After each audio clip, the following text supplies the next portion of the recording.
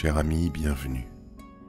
Je vous en prie, entrez, installez-vous près du feu, servez-vous quelque chose à boire. Je suis heureux de vous voir.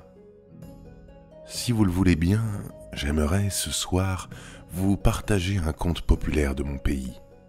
Une histoire courtoise, belle et terrible à la fois, tant par ce qu'elle nous apprend que par ce qu'elle ne nous apprend pas. Ce conte, vous l'aurez deviné, est celui de la Belle Interdite ou, dans sa version première, l'éloge de la guérisseuse. Cette aventure, si l'on peut l'appeler ainsi, ne parle ni de chevaliers errants ni de belles dames à secourir. Aucun n'y craindra pour sa vie, le sang ne coulera pas, l'épée ne sera pas tirée. Il y aura tout de même la disparition d'un chat à déplorer. Et pourtant, oui, pourtant des destins seront scellés, des vies changées. Comme vous vous en doutez déjà, l'un des rôles titres revient à une guérisseuse.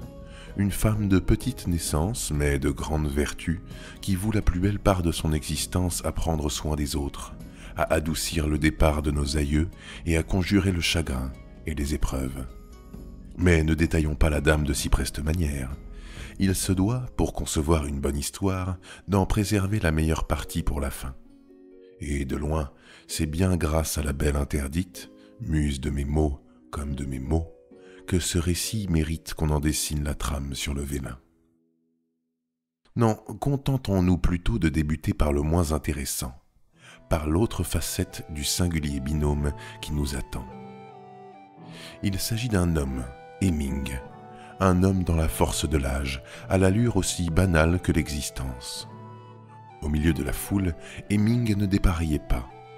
Frère en religion depuis plusieurs années, sa foi avait périclité avec le temps, sous l'assaut des vicissitudes et du spectacle déprimant que lui offraient ses semblables. Car de par sa mission, Hemming évoluait dans les cercles les plus bas et les plus médiocres. Voilà bien longtemps qu'il s'était engagé dans une lutte animée contre la pauvreté, contre l'inculture et la violence.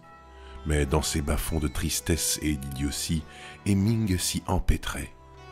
Si vaillant et plein d'espoir avait-il été, le frère s'était battu, écharpé, effrité contre ce monde oublié, comme dissimulé sous un tapis ignoré par le reste de ses pairs.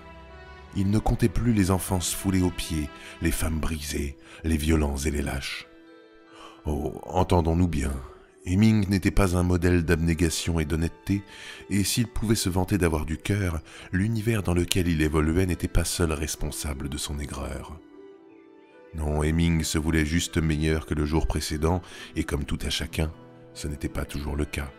Il avait accepté la normalité de sa vie, les trivialités de son époque, et pire encore, la rengaine de ses journées. Le beau sexe ne lui était pas étranger, puisque depuis longtemps déjà, il avait pris épouse. Les années s'étaient écoulées, et s'il arrivait au couple de peiner à cultiver le jardin de son bonheur marital, la vie était plaisante en sa maison, douce et sans heurts. Un sanctuaire calme et reposant, un flot tranquille sur lequel Hemming pouvait se laisser dériver à sa guise.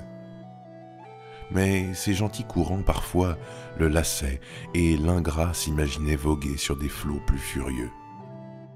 Voilà en quelque sorte qui était le morne individu, un homme plein de grisailles, un cœur endurci par l'inimitié et un cynisme contrefait, qui jetait sa propre sombreur sur le monde pour ensuite le juger terne et fade.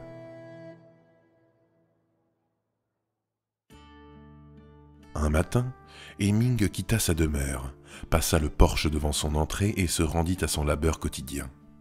Une fois encore, il manœuvra tout le jour au milieu des faiblesses humaines, de l'indigence et de la perversion, à la recherche d'une perle de jeunesse à sauver ou d'un espoir de rédemption. Mais tandis qu'il traitait avec les engeances les plus égarées, Hemming fut surpris par l'apparition d'un curieux voyeur. Un chat qui tranchait en tout point avec ses malpropres congénères qui rôdaient dans ses venelles. Interloqué par le noble félin, Hemming tendit la main.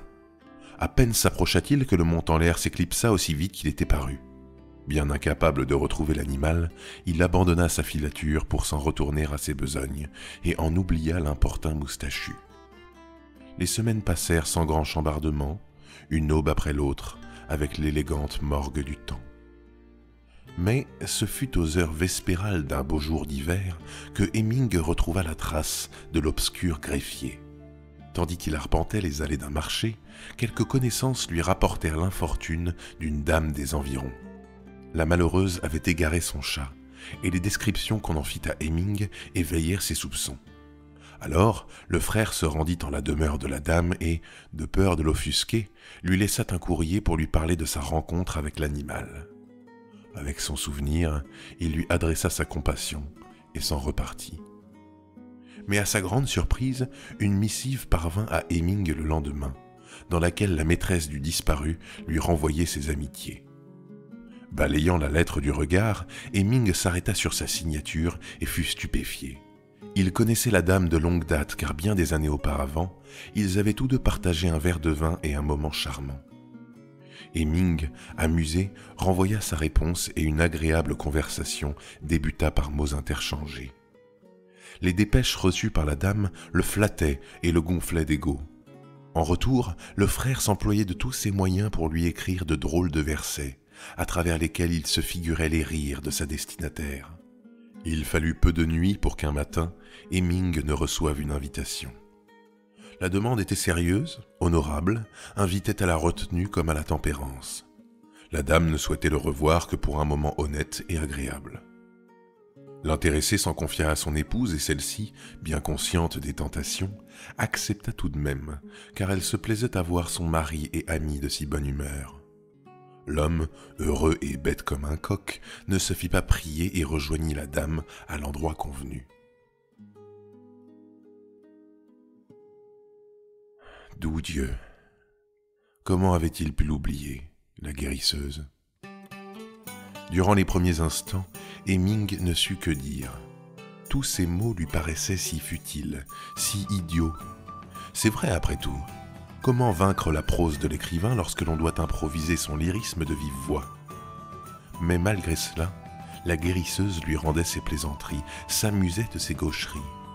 Sous les prunelles de la belle, Hemming perdait sa grisaille, se sentait comme un nouvel homme, ou tout du moins, comme un homme qu'il n'avait pas été depuis longtemps. Elle était si surprenante. Loin des manières affectées auxquelles Hemming aurait pu s'attendre, la dame faisait preuve d'un naturel sans fard et exquis.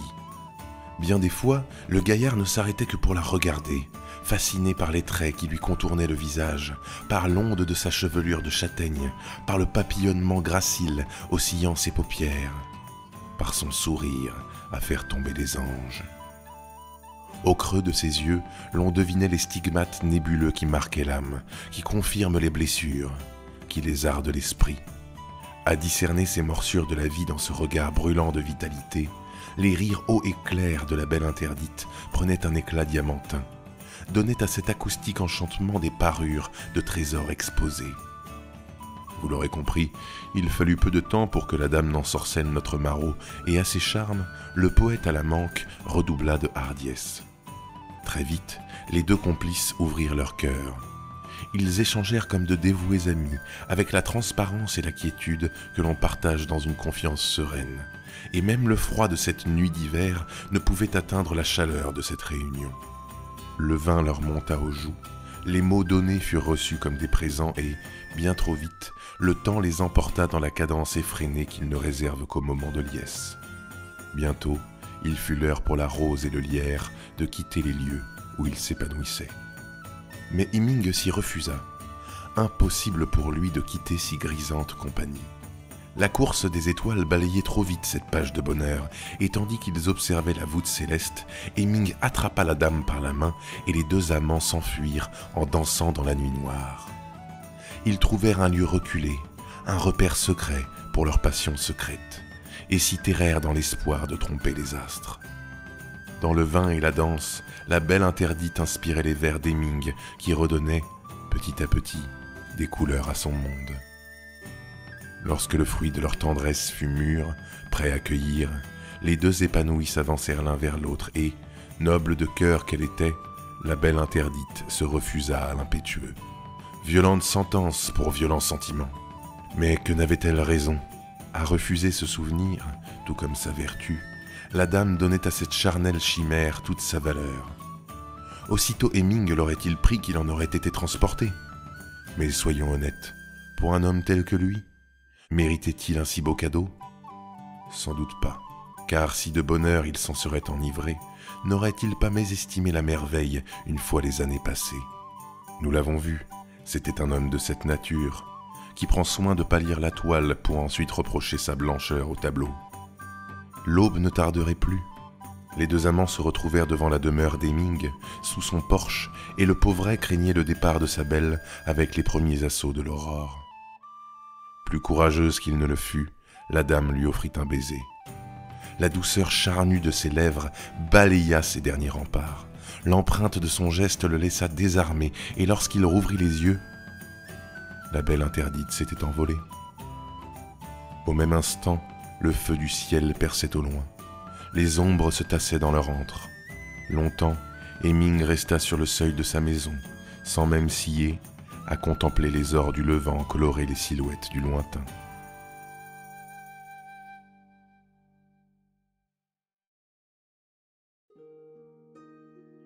Peu après cette nuit-là, Hemming reçut une dernière lettre de la belle interdite. Elle lui annonçait ses fiançailles et ne souhaitait plus le revoir. Non pas qu'elle ne goûtait plus sa présence, au contraire, elle s'y refusait car elle se pensait incapable de rester près de lui sans manquer à son devoir. Quand je vous disais que c'était bien cette dame qui apportait tout le sel à cette histoire. Hemming reprit sa vie. Chaque jour, il passait sous le porche de sa maison, y revoyait le fantôme de la douce évanouie, revivait dans un instant fiévreux le baiser qu'elle lui avait offert. Mais l'allégresse coupait court, la seconde d'après ne laissait place qu'à la frustration et à l'amertume, tant il aurait souhaité goûter à nouveau ce bouleversement. Très vite, la grisaille lui revint, plus épaisse que jamais, tant le souvenir de la dame et des couleurs qu'elle irradiait contrastait avec son décor habituel.